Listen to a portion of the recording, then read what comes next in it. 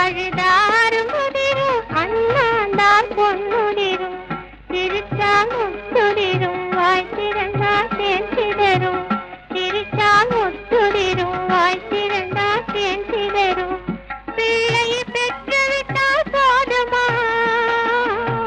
தேனி வளர்க்க வேணும் தெரியுமா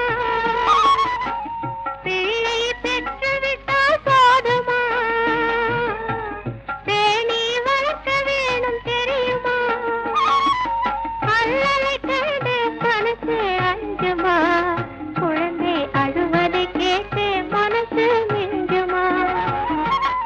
அல்லலை கண்டு மனசு